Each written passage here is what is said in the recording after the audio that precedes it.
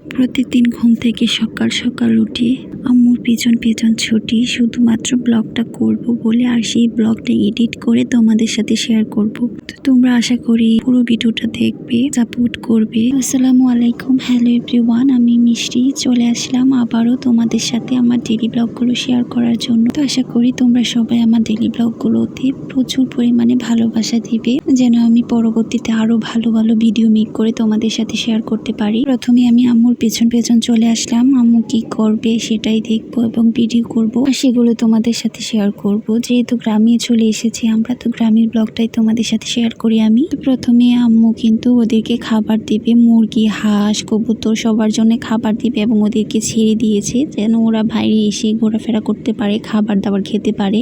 তারপর হাঁসের জন্য খাবার রেডি করছিল, যে খাবারগুলো হাঁসকে এবং মুরগি দুজনকেই দেওয়া হবে, দুইটাকেই দেওয়া হবে, মানে হাঁসগুলো খাবে আবার মুরগিও খাবে। আর এইদিকে হাঁস দুটো কত সুন্দর করে খেলাধুলা করছিল, যেহেতু ওরা দুজন, তাই দুজনই খুব ভালোভাবে খেলাধুলা করছে। আর ওইদিকে আমি একটা রেসিপি শেয়ার করব আজকে। তো এই রেসিপিটা তোমরা কে কি নামে জানো সেটা অবশ্যই কমেন্ট সেকশনে কমেন্টস করে জানাবা। আর এখানে ভাত রান্না হয়ে গিয়েছে। এই রেসিপিটা প্রথমে কিন্তু আমি কিছু মাছ নিয়ে নিয়েছি, তো আমার আম্মুই রান্না করবে। এই মাছের মধ্যে কিন্তু পেঁয়াজ কুচি, কাঁচামরিচ কুচি, তারপর সব ধরনের মশলা দিয়ে ভালো করে তেলের মধ্যে ছেড়ে কিছুক্ষণ কষিয়ে এখানে আলু সিদ্ধ করে ভালো করে চটকিয়ে নিয়েছে, মানে এটাকে ভালো করে ম্যাশ করে নিয়েছে। তারপর দুইটা টমেটো কেটে জাস্ট এই কষানো মাছটার মধ্যে দিয়ে দিয়েছে। তারপর এটাকে ভালো করে মাখিয়ে হালকা পরিমাণ পানি দিয়ে এটা জাল করে নিলেই কিন্তু এই রেসিপিটা রেডি। তো তোমরা কে কি নামে জানো অবশ্যই কমেন্ট সেকশনে কমেন্টস করে জানাবে। ভিডিওটি যদি ইউটিউব থেকে দেখে থাকো তাহলে অবশ্যই আমার ইউটিউব চ্যানেলটাকে একটা সাবস্ক্রাইব করে দেবে। আর যদি ভিডিওটি ফেসবুক পেজ থেকে দেখে থাকো তাহলে অবশ্যই আমার পেজটাকে একটা লাইক ফলো দিয়ে পাশে থাকবে এবং ভিডিওটি শেয়ার করে দেবে।